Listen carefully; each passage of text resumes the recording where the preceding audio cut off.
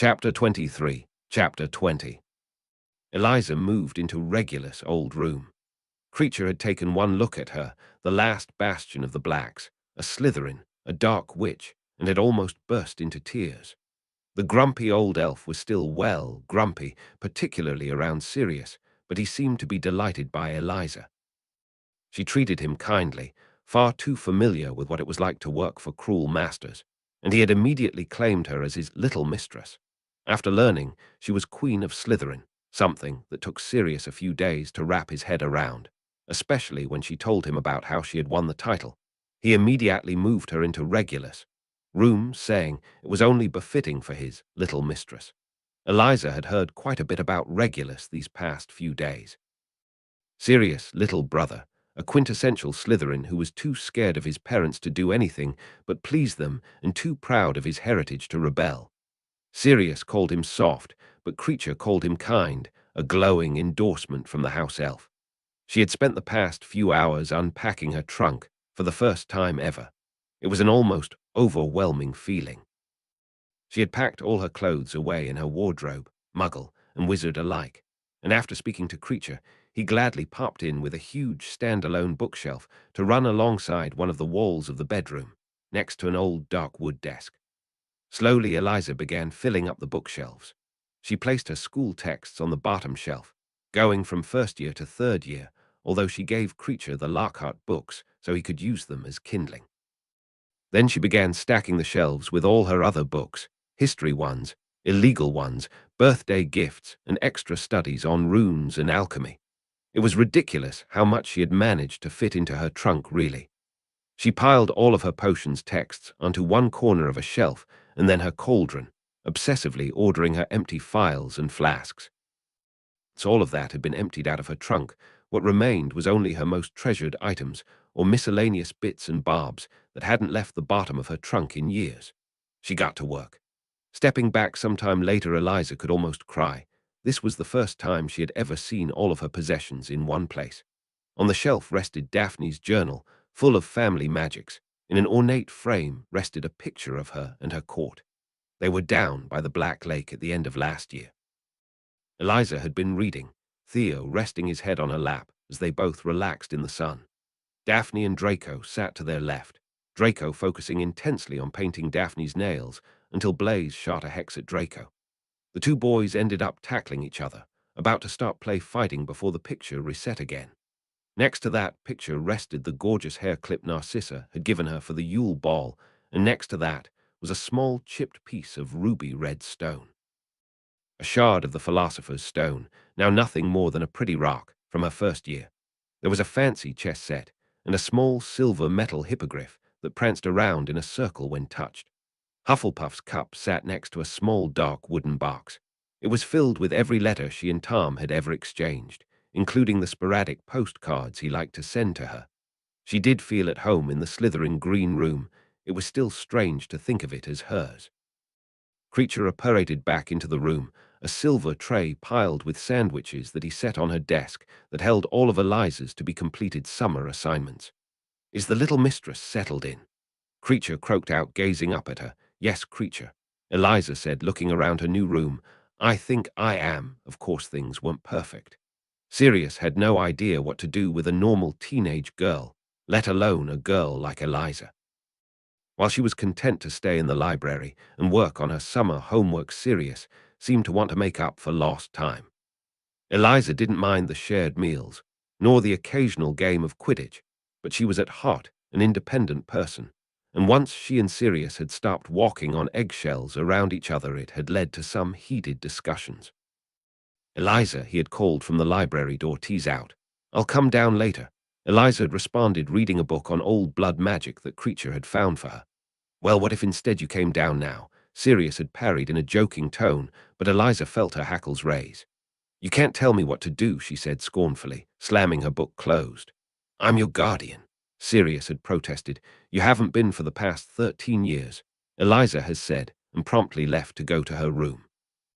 That had been a week ago, and Sirius had yet to try and make amends with Eliza. She hadn't expected things to be perfect straight away.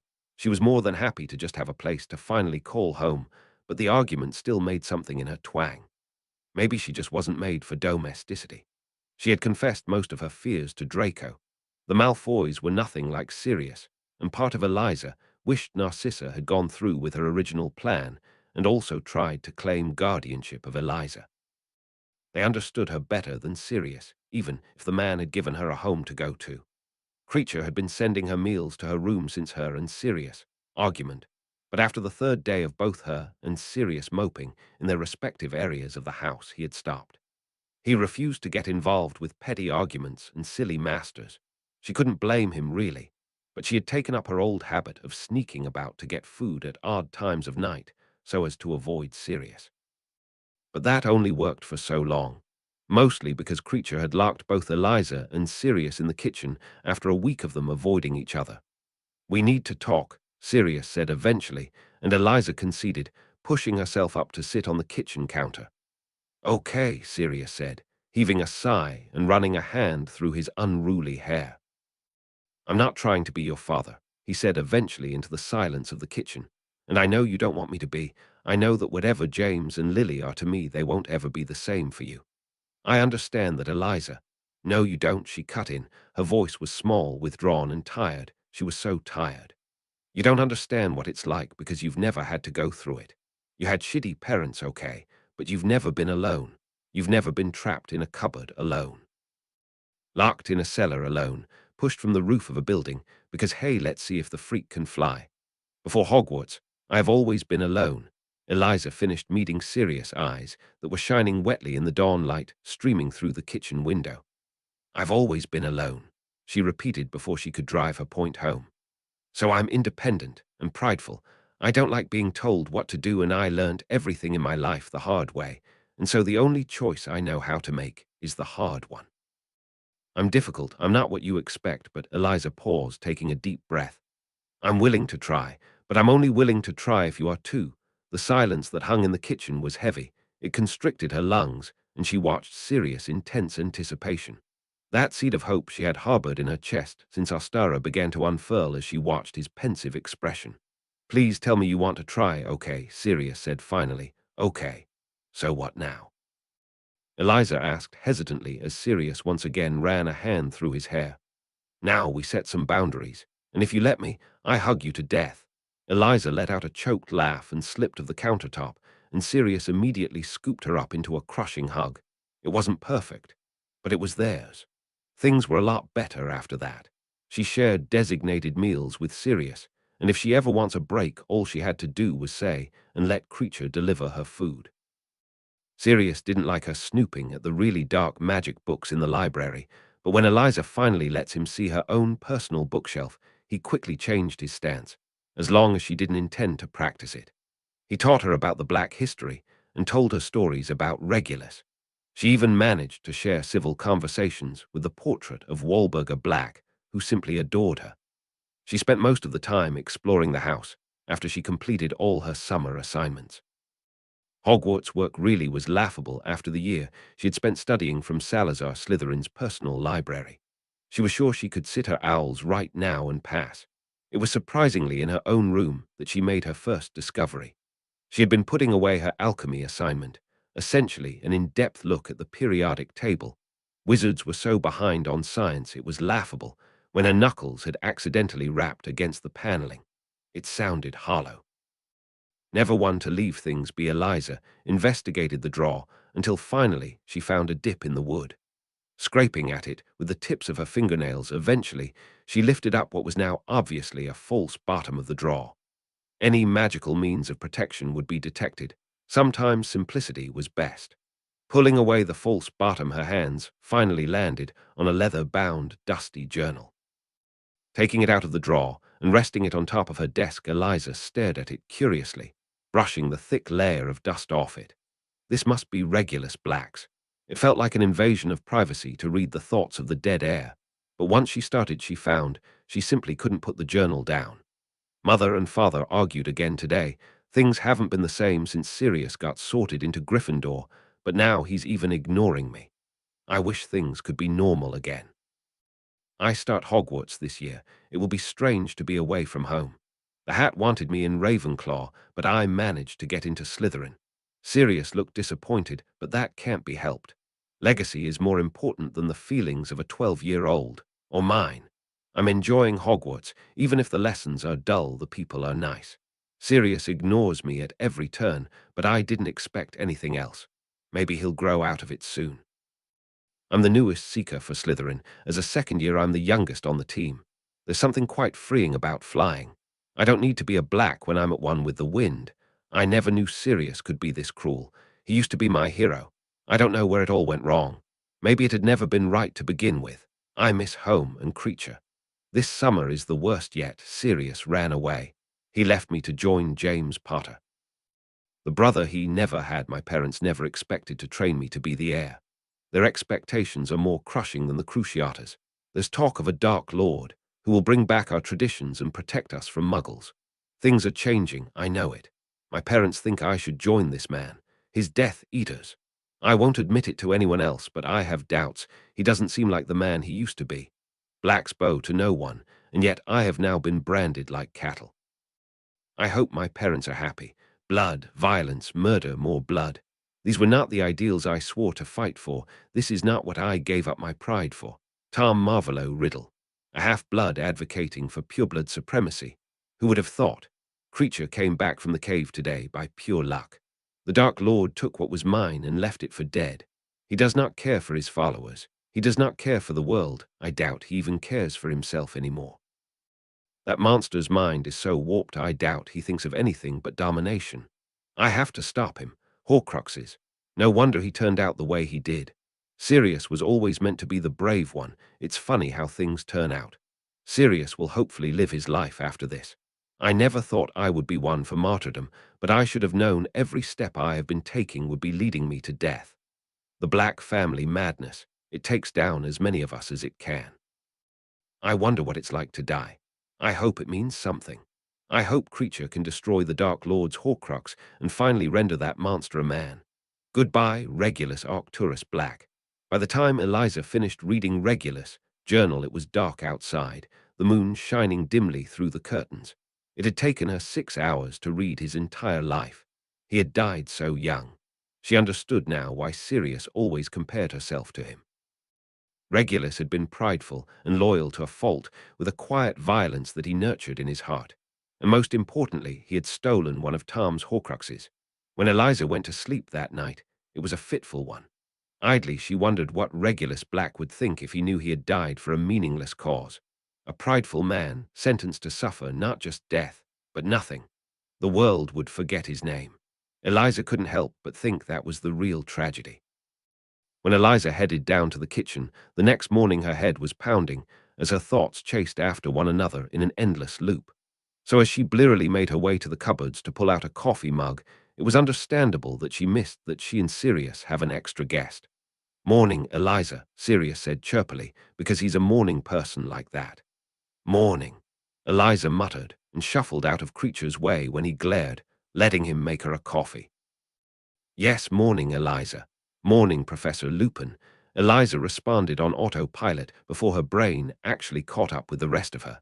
She whirled around, quickly already reaching for the spare wand she found in the attic that she had shoved in the waistband of her joggers. It didn't work as well as her vine wood did, but at least it didn't have the trace. "What are you doing here?"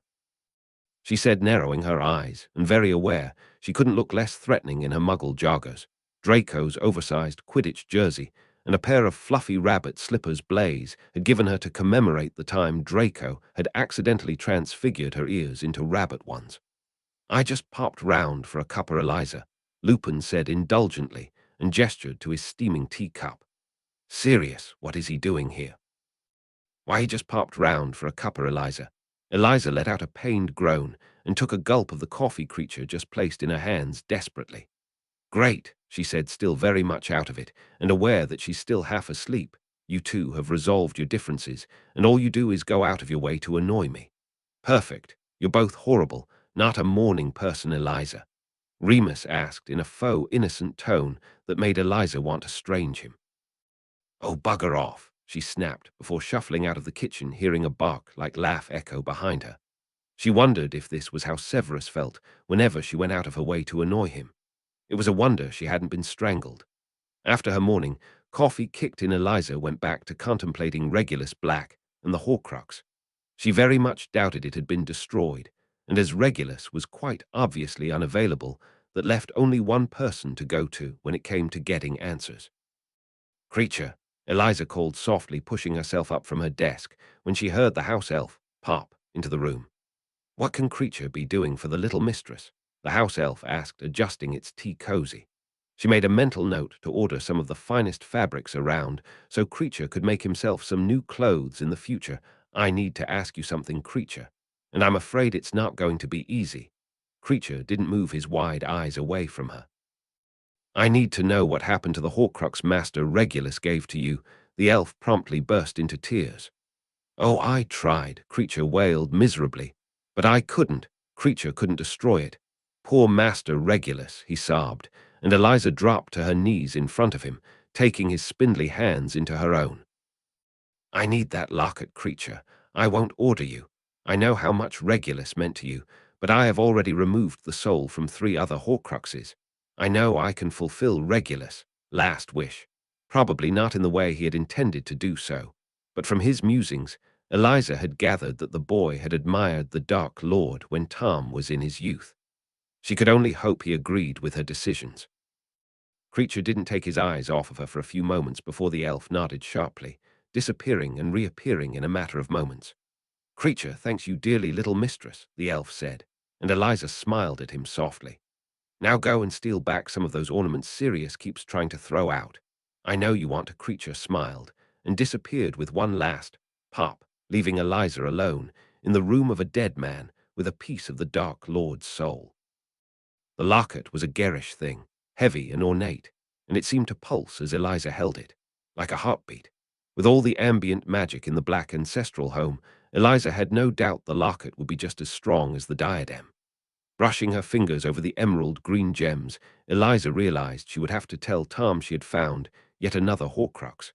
However, safe in the knowledge that Sirius would be fully distracted by Remus downstairs, Eliza had the time for a little detour first. Breathing in deeply, she slipped the locket over her head and cupped it in her palm. "I'm here," she hissed in Parseltongue, and quickly she crashed, falling down and down and down into someone else's mind. When Eliza opened her eyes, she took a moment to assess her surroundings. Her Tom, the diary, had haunted Hogwarts. The diadem had haunted the Albanian forest. This looked just like a normal apartment. It was small for sure, a connected kitchen and living room with a door off the side that she assumed must lead to a bedroom. The window looked out onto what could only be Nocturne Alley. It was almost cozy. The walls were lined with books. There was a table in the corner where an old gramophone sat, and the coffee table in the middle of the room was laden with miscellaneous objects as it heavily tipped to one side. There was only one sofa in the room, and the pillows were a typical Slytherin green that had Eliza snorting. Overall, it looked more like the apartment of a broke scholar than an up-and-coming Dark Lord. "Hello, Riddle," Eliza said, not even needing to see the man to know he was sneaking up behind her.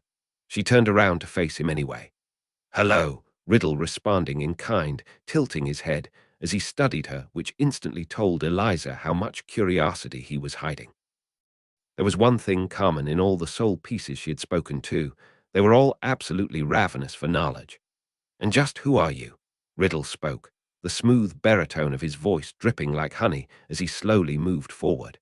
His hair was the same, dark and wavy, but his eyes, like the diadems, were a deep crimson.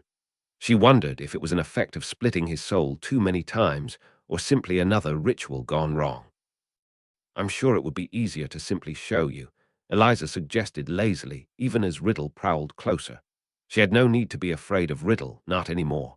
"So fearless," Riddle purred as he finally stopped in front of her. "Maybe it's you who should be scared," Eliza countered even when Riddle crooked a finger under her chin, forcing her to look up into his ruby-red eyes. They reminded her of the Philosopher's Stone. "We shall see," Riddle said, and then he slipped into her mind. Memories flashed rapidly behind her eyes, but shockingly, he only took what he needed, saw only what she directed him to. An erratic and insane Voldemort, flesh burning beneath her fingers. "My name is Tom Riddle, and you are." The drip, drip, drip of the chamber, a change of fate with an unbreakable vow, and all the plans that suddenly follow, the waltz in the woods with the diadem. Who am I? Who am I? Who am I? Hello, little Horcrux, he whispered into her mind, and Eliza felt those words claw into her, permeating her to her very soul before he suddenly withdrew, and they're both standing breathless in the apartment once more, his hand now cupping her cheek. Oh, Eliza, he breathed, and somehow he made her name sound like a sin. What a treasure you are! Eliza jolted awake suddenly when she heard Sirius knocking at her door. She left the locket behind. She joined Sirius and Remus for a day out in Diagon, but no matter how hard she tried, she couldn't leave behind the feeling of Riddle's burning gaze. The weeks pass quickly now she has the locket. She talked to Riddle every night, and she's once again struck by how different the Horcruxes are. Although not as mature and confident as the diadem, Riddle was more even-tempered than her Tom. He wasn't as restless now, and they spent most of their nights sat draped over each other on the sofa swapping stories. Eliza told Riddle about her studies, her court, and Riddle in turn bemoaned what he had been stuck doing after he left Hogwarts. The thought of dark lords and customer service was a hysterical combination. She was also proven right about him, having slowly changed his accent over the years. She dropped in unannounced one day, and Riddle stumbled in front of her, stubbing his toe on the corner of the coffee table. He swore like a sailor in a thick Cockney accent, and Eliza near died of laughter. "Did you miss Hogwarts when you left?" Eliza asked one night, her legs flung carelessly across Riddle's lap as he read. He looked away from his book, considering her question. "Hogwarts was my first home. I miss it," but he paused, turning his intense ruby eyes onto her. "There's a whole world out there, Eliza, and it's simply waiting for you to take it." Eliza doesn't say anything after that, and they fall back into an easy, companionable silence. Usually her summer holidays drag. It amazed her how fast her birthday arrived. She's honestly not expecting much for her birthday apart from her usual fare of presents. She still warms at the thought. So when she finally stumbled down the stairs in the morning, she balked at the sight in front of her. The kitchen table was laden with stacks of presents in a myriad of brightly colored wrapping paper. Remus was sat at the table sipping a cup of tea, and the chair next to him was suspiciously empty. Her suspicions were proven to be correct a second later when she was practically tackled by Sirius in his dog form. Falling to the floor under the weight of the grim Eliza, let out a stream of laughter as Sirius wagged his tail madly. "Get off me, you mutt!" Eliza choked out between laughs as she tried to shove Sirius from where he'd settled on her chest. Sirius let out a whine that could only be a dog's version of hell no, and Eliza looked up imploringly at Remus, who was trying his best to ignore the two of them. "Remus, help me. What's the magic word?" Remus asked, because he was just an absolute bastard like that. Eliza had heard enough stories from the both of them to know what the marauders were like. Wrestling her backup wand from the waistband of her jeans, Eliza fired a stinging hex at Remus, and finally succeeded in rolling out from under Sirius, stumbling to her feet. "Happy birthday, pup!"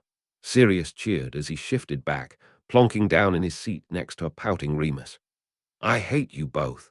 Eliza deadpans, slipping into her own seat and thanking Creature when he handed her a coffee. "No, you don't," Sirius trilled, and then began shoving presents across the table towards her. "Now open your presents." Eliza rolled her eyes fondly and started digging into her stack of gifts. She started with what was obviously Sirius, going by the bright red and gold wrapping paper, and when she finally saw what was inside, she gasped in surprise. "It's the Black Family Grimoire," Sirius explained. "I didn't know if you'd be interested, but I love it." Eliza cut him off immediately. "I love it." She set the grimoire aside reverently and then moved on. Remus has given her a giant box of chocolates, which she didn't hesitate to share with the man.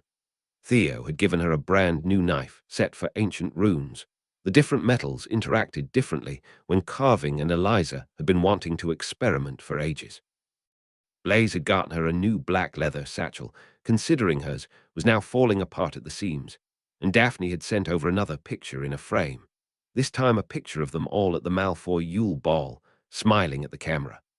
Draco had sent over a snow globe with a perfect replica of Hogwarts sat in it, golden lights twinkling amidst the snow, and Narcissa and Lucius, never to be outdone, sent her very own firebolt, which had Sirius practically drooling. Eliza couldn't believe all the gifts she had already gotten, and was surprised when Sirius shoved one more across the table. "Now, I'm not going to tell you why you need these this year, but you do," Sirius explained, and then looked oddly nervous as he bit his lip. "If you don't like them, then we can change them, but Narcissa helped, and I just thought, well, Sirius." Eliza cut off the man's ramblings. "I'm sure I'll love it." Lifting the lid off the box, Eliza gasped at what she saw, lifting the dress and shaking it out to see it properly. It was a strapless, deep emerald green silk gown. It flared out softly when Eliza unfolded it. The bodice was studded in an intricate pattern of silver beading, cinching in at the waist before it flared out. The bottom of the dress, running all round it, was an intricate, elegant weaving pattern of silver-studded snakes, lining the hem of the dress that shimmered when the light touched them. "Oh, Sirius." Eliza breathed, "This is gorgeous." Sirius audibly breathed a sigh of relief, and Eliza continued to stare at the dress, running her hands across the material. "Won't you tell me what it's for?" "My lips are sealed," Sirius said, miming zipping his lips, as Eliza carefully folded the dress back up, placing it into the box. "Oh," Sirius exclaimed, rooting through his pockets. "I almost forgot." He rustled around for a few more moments before he victoriously pulled out an envelope, tossing it towards Eliza, who peered into it. "Are these?" "Oh, yeah," Sirius said, and they exchanged matching grins. 3 tickets to the Quidditch World Cup. This was shaping up to be the best birthday ever. She spent the rest of the day with Sirius and Remus, and they go out to eat in a fancy Italian restaurant where Eliza couldn't even name what she ate. When they came home, Sirius blasted his old favorite Muggle music from the record player, and they all sat around drinking butterbeer and swapping stories. She doesn't want the day to end. When Eliza returned to her room, she was more than ready to fall asleep, but there was a black eagle owl perched on top of her desk with a package and a letter. She scratches the fearsome owl beneath its beak as she opened up the letter. "Dear little star, happy birthday, darling. I hope you have a truly wonderful day. It's what you deserve. With this letter, I've enclosed a birthday gift. I hope you like it. It's indestructible, so nothing will break it, and it's immune to most charms such as a Keo. I'm sure you will look stunning in it. And although I have no wish to discuss sharp talk on your birthday, I'm afraid we must. I can't begin to tell you how relieved I am that you found the locket. You seem to have a proclivity for finding my Horcruxes. If you could send it to me before the next Sabbath. I'm currently in the magical catacombs of France, studying a branch of soul magic, and Sabbaths are supposed to amplify soul magic. I don't know why I never thought of it before, honestly. Happy birthday, yours." Tom. Eliza smiled at the letter and turned her attention to the small packaged box left on her desk. Pulling the ribbon loose, she slowly took the lid off and peered into the box. Nestled on a velvet cushion lay a stunning necklace. The chain was silver, and hanging from it were white crystals melded into the shape of a small, glimmering star. What a sap! Eliza swore she would never take it off. Time moved quickly, and she spent her nights alternating between studying the black family magic, which predominantly seemed to focus on human transfiguration and mind magicess, or spending time with Sirius, or spending her nights with Riddle, who begrudgingly let her practice legilimency on him. Before she knew it, it was the day of the Quidditch World Cup. She woke up to a loud yelp, and when she finally pushed herself up in bed, it was to the sight of Sirius confusedly slumped on the floor outside her bedroom. "Thought you could pounce on me," Eliza drawled, throwing her blankets off of her. "Pup, I think Gringotts is less warded than your room. Can never be too prepared." Eliza quipped, thinking about the Horcrux-sized secret she was harboring in her room.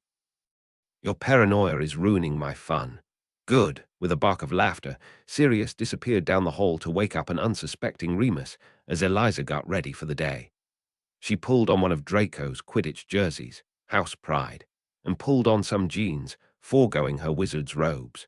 Sirius had booked a tent for the real experience, and as the field was owned by Muggles, it was best to be inconspicuous. Hopping on one foot, as she pulled on her dragon hide, knee-high boots, Eliza debated taking the locket with her before clasping it around her neck, her necklace off Tom lying on top of it. Grabbing her old worn leather jacket from her coat peg, she dashed down the stairs, pulling her hair into a ponytail as she went. "Are we ready?" Sirius chirped brightly, wearing his own leather jacket. Remus was stood beside him, looking half asleep and murderous, but still smiled softly when he saw Eliza. More than with a loud crack, they apparated away. "I don't understand what the appeal is, hush," Eliza told Riddle as she walked through the amassed crowd of wizards and tents trying to track down her court. "You don't even like Quidditch, why bother? I like flying, though, plus I'm in the top box." Our Riddle uttered, his smooth baritone echoing in her mind, building connections. "I approve. Do you ever take a break from scheming?" Eliza thought at him as she ducked between tents. She could have sworn her court were here somewhere. "Dark Lord Darling, what's your excuse?" "Eliza." Whirling around just in time to catch an armful of Daphne, she smiled when she heard the rest of her court's laughter. "Hello, Daphne." Eliza smiled at the taller girl. In fact, all of her friends were taller than her now, which was terribly rude of them. How was Eliza supposed to be threatening when Blaze kept ruffling her hair? Batting his hand away from her, she grinned at them all. "Is that my jersey?" Draco asked, narrowing his eyes when he saw what she was wearing. "No," Eliza lied blatantly and laughed at his glare. It was nice to see them all again. Eventually, she and Draco broke away from Blaze, Theo, and Daphne. Although the others had good seats, they weren't in the top box like she and Draco. The other boy had not stopped bragging, and or fanboying over that fact either. Blaze had been staying with Theo for the better part of the summer, and Theo's grandfather had bought the tickets for the boys as a surprise. Daphne, never one to be left out, immediately jumped on the bandwagon. "Mother, father," Draco called as they approached the tent where there were thankfully no peacocks. "Look who I found." "Ah, Draco." Eliza, Narcissa greeted warmly, and then stepped to the side, revealing Sirius and Remus stood awkwardly behind the Malfoys. "How perfect. Look who I found." Eliza was surprised the tent was still standing.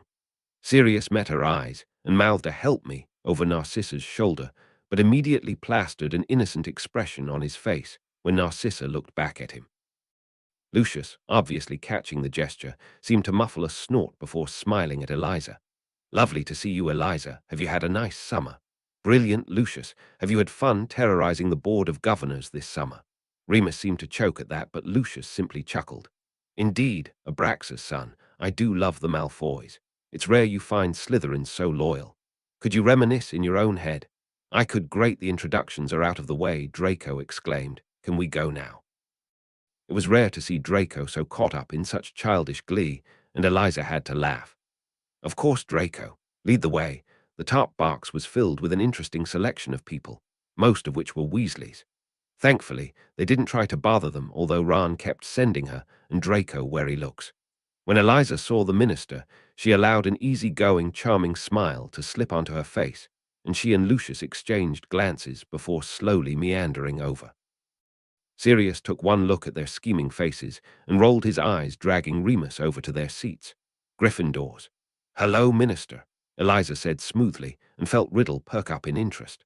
"Our Eliza Potter, lovely to see you again, dear girl," Fudge proclaimed boisterously.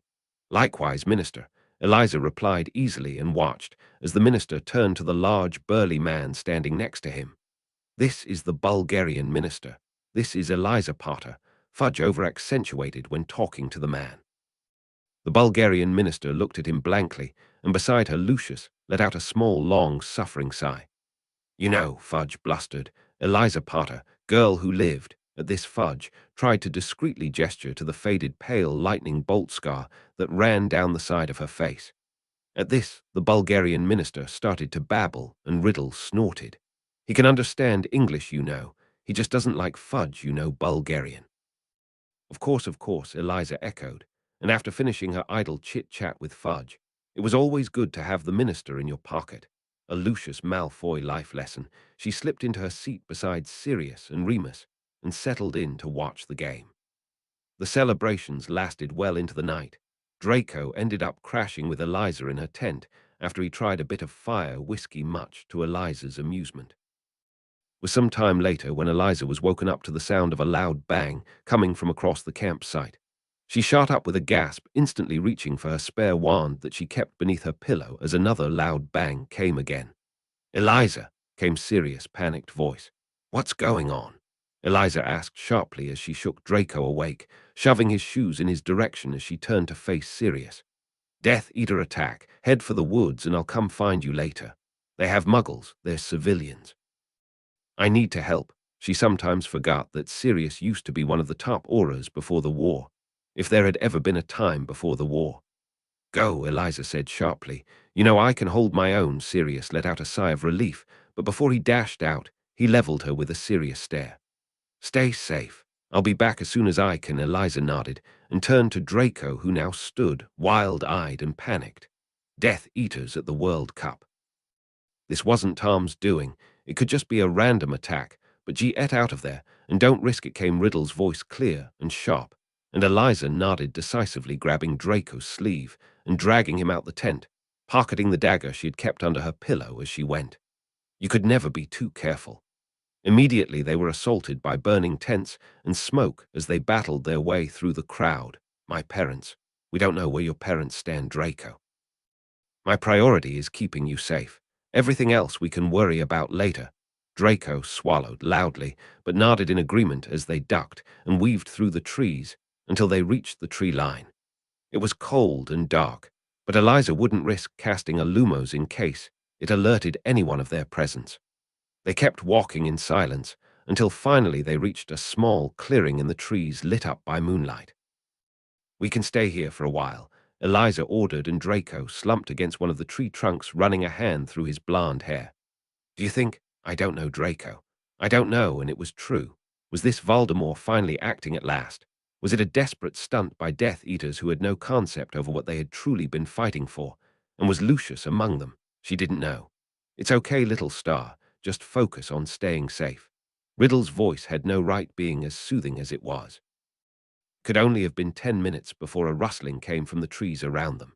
Eliza immediately raised her wand, keeping it trained on the figures moving in the trees before them.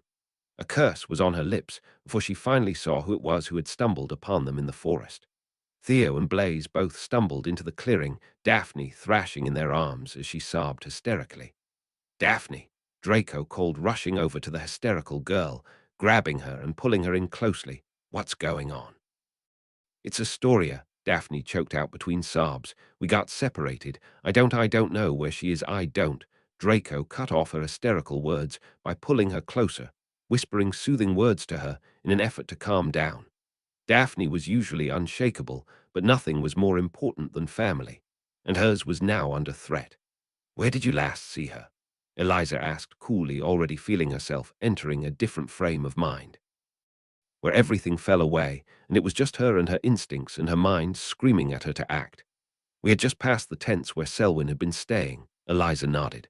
Don't do it, Eliza, Theo said warningly, stepping away from Daphne and Draco. Eliza turned her glare onto him. You have no right to question me. I do, when you're just going to run off into danger. I have a right to be worried. Theo spoke angrily over Daphne's sobs, and Eliza sighed. They didn't have time for this. He has a point, darling. This is Daphne's sister. How am I meant to rule when I can't look after my subjects? Riddle fell silent after that, and Eliza turned her attention back to her court. Stay here. I'm going to cast a few rudimentary wards around this clearing before I go. Both Blaze and Thea went to protest, but Eliza cut them off. I have a secondary untraceable wand. If anything happens, I'll send a patroness to you. And wasn't that a neat trick that Remus had taught her over the holidays? Theo nodded curtly, obviously not happy with her decision, but his eyes were full of worry. Stay safe. I will. And with that, Eliza walked away into danger and felt herself finally feel calm. Point me. Astoria Greengrass, Eliza murmured again and minutely adjusted her direction before walking again. She had been continuing this pattern for the past 10 minutes and had yet to encounter anything but charred tents and ash, the sound of the real battle far on the other side of the campsite. You're being followed, little star, I know. She had yet to encounter anything, but that didn't mean nothing had encountered her. She had felt eyes on her 2 minutes ago, and the faint rustle of footsteps could be heard clearly in the strange, distorted silence of the camp. She wished she had put on her wizard's robes. At least they had runic protections. Asking the wand to point her again, she barely had time to duck before a spell went whizzing over her head, causing the tent behind her to burst into flames. The girl who lived. A voice growled behind her, and Eliza whipped around to see a masked Death Eater lurking behind her. What a treat! The mask did nothing to disguise his identity. Eliza recognized the voice of Walden Macnair. That meant no overtly dark spells. Ministry officials' deaths always got investigated. You're going to pay, girl. Eliza nimbly jumped out of the way of what looked like the Cruciatus. Shit. Confrigo. Eliza cast at Macnair, quickly following it up with a Bombarda Maxima, which he ducked into to escape her other spell. He was blasted backwards, and Eliza wasted no time in advancing. Expulso, Macnair shouted, and Eliza countered with a Protego, ducking out of the way of another dark curse sent her way, losing the ground she had just gained. Stupefy, she cast, following it up with an Expelliarmus and Incarcerus, as well as a Petrificus Totalis, hoping her rapid spell fire would catch him off guard. This wand didn't work as well as her own. She had to push her magic extra hard to get it to cooperate.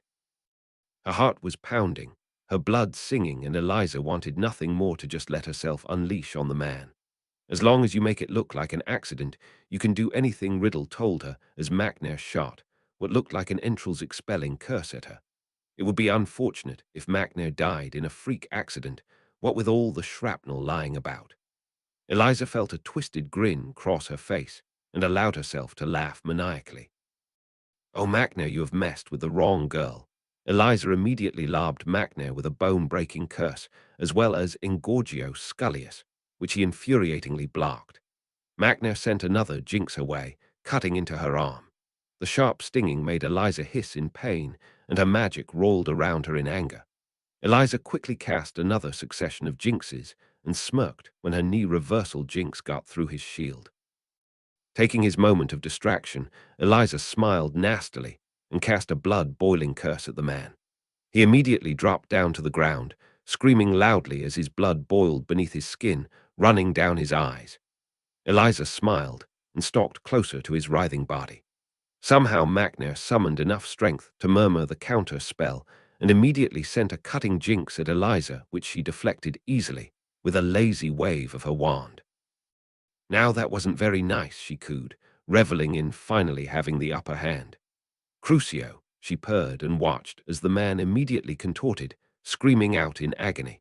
The pleasure over casting such a dark spell threatened to overwhelm Eliza, and she smiled as it coursed through her, cutting off the spell, leaving the man sobbing on the ground. Oh, darling, Riddle whispered in her mind, his familiar warmth pulsing through her as they both observed the wrecked man on the ground. You're insane.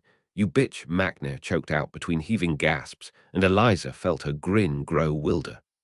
It's a shame we can't spend more time with each other, but as it is, she quipped and raised her wand one last time, leaving so soon, Potter, without your guest. An unfamiliar Death Eater had snuck up behind her, and with him, shaking, terrified, and crying, was little Astoria Greengrass. Now you're going to put down your wand, Potter, or else, the man said, jamming his wand underneath Astoria's chin, who whimpered in fear. Eliza felt her blood roar in her ears as she took in the sight of her friend's little sister being held hostage, until finally the rage fell away, and she was calm. Eliza lowered her wand slightly, and as the Death Eater watched that action, Eliza discreetly dug into her pocket for the dagger she had taken with her when she left the tent. That's it, Potter. Put it on the floor, the Death Eater ordered as Macnair unsteadily climbed to his feet behind her. Eliza concentrated heavily on Astoria meeting her eyes and pushed her mind forward until she was brushing against Astoria's. She could only hope her legilimency was strong enough for this. Get ready to duck, Eliza imprinted into Astoria's mind and smirked when Astoria discreetly nodded her head back wide-eyed. Blacks were supposed to have a proclivity for the mind arts. She was glad it worked. You know, Eliza said calmly, a smile showing too many teeth pulling at her lips, I don't think I will. Quick as lightning, Eliza struck. With deadly precision, she threw her dagger at the Death Eater's throat, Astoria ducking out of his hold. In the same breath, Eliza whirled around to face Macnair, casting a Defindo straight at the man. The fight was over in seconds. Macnair let out a choked, gurgled gasp as the severing charm hit his throat, severing his jugular. His hands raised to his throat, red blood bubbling through his fingers before he fell to the ground with a loud thump. Eliza turned around and dashed towards Astoria, who was lying curled up and shaking on the ground next to the dying Death Eater. A knife had embedded itself shallowly in his chest, incapacitating him but leaving him alive. "Is he dead?" Astoria whispered through small sobs. Not yet. Eliza couldn't tell if that was Riddle's voice or her own. "Close your eyes, Astoria," Eliza murmured gently, a sharp contrast with her bloodied, mud-covered form. "You've been so brave. You just need to be brave for a bit longer," Astoria whimpered and closed her eyes, burying her face in her knees as Eliza stood over the Death Eater. He was heaving, gasping for breath as he feebly tried to remove the dagger. Even with the black robes, Eliza could see how they were soaked in blood. She removed her dagger and ignored how the warm blood felt on her palms. Breaking off a stray plank of wood with a great pull, Eliza chipped at it slowly until it resembled a crudely fashioned spike. She would remove the mask from Macnair and leave his body. Macnair, the ministry official, will have battled an unknown Death Eater valiantly until he was killed. His last spell, a Bombarda Maxima when they check, will have hit the Death Eater, sending him flying until he was accidentally impaled on stray shrapnel. She and Astoria will have been in the forest with her friends, completely uninvolved. Steadying herself, Eliza lifted the wooden spike up high and slammed it down through the man's torso. A scream died in his throat, and his body gave a terrifying lurch before he fell back, dead on the ground. Astoria. Eliza breathed, stepping away from the bodies. "It's okay now. The bad guys are gone." Astoria peeked up at Eliza, eyes still wet with tears, before she threw herself at the other girl, disregarding the fact that she was covered in blood. "I was so scared," Astoria sobbed, and Eliza held her closer. "I know," she soothed. "I know. Now let's get you back to your sister, okay?" Astoria nodded, but didn't let go of Eliza's arm, clinging onto it with dear life. Raising her right hand, Eliza hissed when it stung sharply from the cut she gained earlier. Focusing on the faces of her court, safe and protected in the middle of the forest and nowhere near the charred campsite stained in blood, she cast her patronus. Her hippogriff pounced out of the room loftily. Unlike its usually playful self, it stood ramrod straight, as if it knew just what exactly had occurred. Astoria let out a tiny gasp of delight, and Eliza was struck with how young he was. When Eliza had been in her second year, she had walked into a chamber to face a dark lord and a 60-foot basilisk, blood already staining her hands. Eliza would gladly kill anyone if it meant keeping her court safe and untarnished. "Tell Daphne Greengrass that I have Astoria. We are both safe now, and that the situation has been dealt with." The hippogriff nodded and soared off towards the direction of the clearing she knew her court was, as she and Astoria slowly stumbled in the direction of safety. When they both passed the protection of the wards, she immediately heard a scream. Daphne ran up to them and scooped Astoria into her arms, the two sisters both sobbing as they were reunited. "Eliza!" Her name was shouted, and Eliza's head snapped up in surprise over seeing Sirius and Remus stood beside her court, Lucius and Narcissa there as well, clutching onto Draco as they all looked at her in horror. "I'm fine," Eliza said coolly, prying her arm out of Astoria's grip. "You are not fine," Sirius roared. "Look at you." "I'm fine," Eliza repeated. "I only have a cut on my arm." "Then who's Sirius?" cut himself off, eyes lighting up in horrified realization. "Eliza," Narcissa said softly, walking toward her. "What happened?" "I was cornered by Macnair," Eliza recited dully.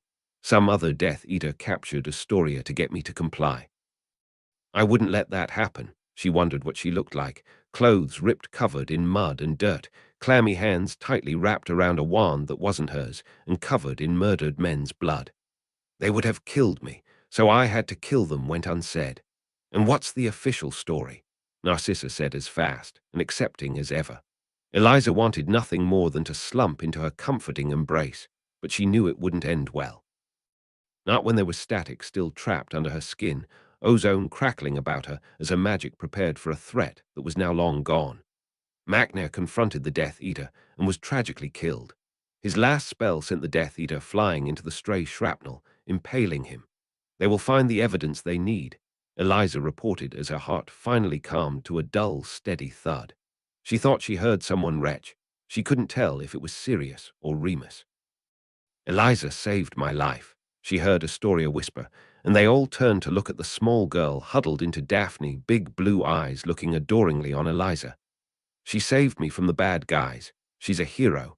Eliza didn't feel like a hero. Not with the blood beneath her fingernails and the sickening choking gaps of a man's last breath echoing in her ears. She had never truly killed before. It was an odd experience. Okay, serious-breathed, we're all okay. And then he walked forward and wrapped Eliza into a near-strangling hug. You're okay. Let's get you home, kid. Eliza watched as the blood swirled down the drain as she stood under the torrent of water. She had scrubbed every inch of herself raw, and yet she still felt the phantom, sticky touch of blood on her hands. Killing was different, thought Eliza as she switched off the shower. She knew she wasn't a nice person, knew there was something just a bit different about her, and probably always would be. She had proclivity towards violence, wasn't fully calm until she had ripped something apart, whether it be with her words or with her magic. But she had never really killed before, or at least not intentionally. She wasn't sure why it bothered her so much. The torture hadn't. She had practically reveled in it when she had placed Macnair under the cruciatus. She wondered what that said about her. Do you want to talk about it? Sirius asked, when she finally wandered back downstairs, Creature shoving a hot chocolate in her hands. No, she said simply, nursing her drink next to Sirius, who stayed as a comforting, steady weight. It doesn't matter who you think you are, Eliza, he said, looking down at her with those stormy grey eyes. You're not untouchable. It amazed her how much she had needed to hear those words. Sending Sirius a smile, she timidly hugged the man before she went off to her own room, claiming she needed to sleep. It wasn't a lie. Her magic was exhausted after today's stunt, but when she finally settled into bed, she found her thoughts wouldn't rest. She kept seeing Macnair's throat slit open, blood bubbling through the cracks, kept seeing Astoria begging and pleading for help. Hero, her voice said mockingly, as Eliza ran a wooden spike through a man's body. Hero, Eliza kept tossing and turning restlessly until she felt a pulse from the locket, her only warning before she was pulled into Riddle's mindscape. She didn't even have time to readjust to her new surroundings before she was being pulled into Riddle, his arms wrapping around her.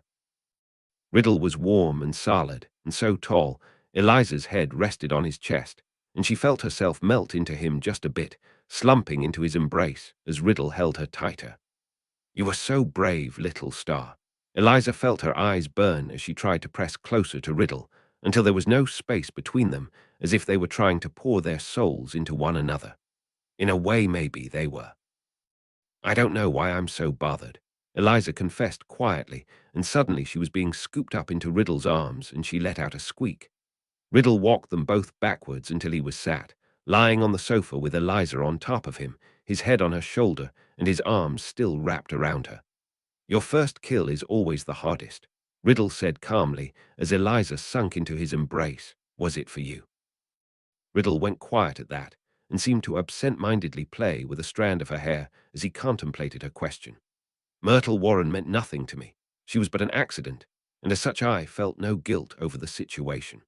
My first intentional kill was of course my filthy muggle father, Riddle explained, running a thumb over the gaunt ring that Eliza wore on her hand. Killing is easy for someone like me, Eliza. I don't like spilling magical blood, but I will if they are standing in my way. I seek power, I seek vengeance, I seek fulfillment, Riddle explained calmly, pondering his own experiences, and Eliza's eyes flicker shut as he cards his hand through her hair. I cannot love. It only follows that I cannot experience guilt like everyone else. I don't think you can't love, Eliza murmured sleepily, feeling herself doze off against Riddle's chest. And why's that? Riddle asked indulgently. Because in one life I was you, and I know how to love. She thought Riddle might have replied to her, but she doesn't catch his response. The hauntings of her mind have quietened, and quickly she fell asleep to the steady rise and fall of Riddle's chest. When are you giving me back, Eliza? Riddle asked from his spot on the sofa, looking up from his book. Soon, Eliza said, ignoring his probing stare. You said that last time, Eliza, and the summer holidays are almost over, Riddle said lightly, but there was an undercurrent of warning in his voice that made Eliza look up. Tomorrow. I'm sending you back tomorrow, and you weren't going to tell me. How heartless, Riddle drawled, placing a hand on his chest, and watched her when Eliza shifted uncomfortably. You don't want me to go, do you, Eliza? Riddle said in a lilting tone, a smirk pulling at his lips, and Eliza slammed the book she had been reading shut with a loud thud. Of course, I don't want you to go, Eliza replied waspishly, rising to her feet. I'm not going to see you again now you have all your Horcruxes. Riddle regarded her intensely for a few moments. I wouldn't be too sure about that. Eliza didn't even bother responding to his preoccupied musings, and instead tried to look anywhere but at the budding Dark Lord. Well, I refuse to let our last night together be so depressing, Riddle proclaimed, leaping to his feet. What? Eliza questioned, narrowing her eyes at him as he sauntered over to the record player on the table. She watched as he flicked through his pile of records with his long fingers until he let out a victorious proclamation. Eliza watched as Riddle set the vinyl beneath the needle, and soon upbeat, lively jazz music was filling the air. With a click, the furniture in the room vanished, leaving a wide open space that Riddle crossed to join her. He took her hands in his large ones and looked down at her with a crooked smile that made her heart pound. I take it you've never swing danced before? Riddle asked, raising his eyebrows. Eliza shook her head, a smile playing at her lips. Riddle's nose scrunched, and his grin grew wider before he suddenly spun her under his arm, pulling her back in viper fast, and started moving around the room in time with the upbeat music. Then I'll just have to teach you. Eliza laughed delightedly as Riddle picked her up by the waist and lifted her up the ground, having her copy the steps he made. She didn't know how long she spent bouncing around the room with Riddle, but by the time they stopped, she was breathless, and her sides ached from how much she laughed. I think I'll miss you, Eliza said, in a moment of vulnerability, meeting Riddle's haunting blood-red eyes. Riddle raised his hand to her cheek, running a thumb delicately down her scar in a parody of their first meeting. I believe I shall miss you too. She fell asleep that night to the melody of a jazz score and the echo of Riddle's laughter. The last day of August, she sent Hedwig off with the locket and a letter with a small pang in her heart. She hated how much it felt like goodbye.